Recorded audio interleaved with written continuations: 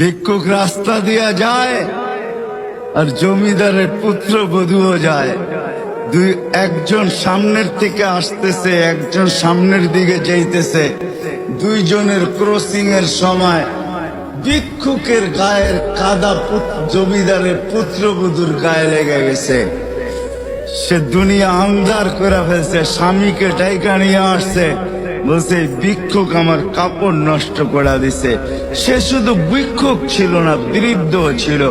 বৃদ্ধ ছিল না শুধু, জীর্ণ ছিল, শীর্ণ ছিল, শরীরে কাপড় ছিল না, ফাটা চিরা কাপড় ছিল, পায়ে জুতা ছিল না, পেটে ভাত ছিল না। জমিদারের পুত্র সইতে পারে নাই, যৌবনী শক্তি সয়তো সয় কি করা। তার স্ত্রীর গায়ে ভিক্ষুকের কাদা, বস সমগ্র শক্তিকে হাতে জমা করা, একত্র করা বৃদ্ধের গালে বসায়। বৃদ্ধ কিচ্ছু বলে নাই, শুধু উপরের দিকে তাকায় দুই তিনটা শব্দ উচ্চারণ করছেন।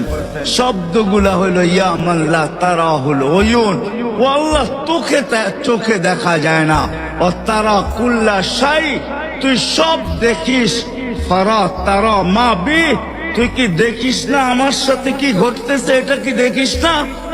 বলতে দেরি যুবক, মরতে দেরি হয় নাই। জমিদার চলে আসছে, প্রতিশোধ নিবে। বৃদ্ধের একদিকে মুস্কি হাসি, একদিকে বলতেছে প্রেমের খেলা এমনই হয়। জিজ্ঞাসা করছে কিসের প্রেমের খেলা রে? বলছে ওর প্রেমিকার গায়ে আমার কাদা লাগছে, পায়ের কাদা লাগছে, ও সইতে পারে নাই। যৌবনী শক্তি দিয়ে আমার বৃদ্ধ গালে বসায় দিছে। আমাকেও একজন ভালোবাসে, সেও সইতে পারে না, সেও সইতে পারে না। ও তো থাপ্পড় দিয়া খেলতো, সে জান নিয়ে নিছে, জান।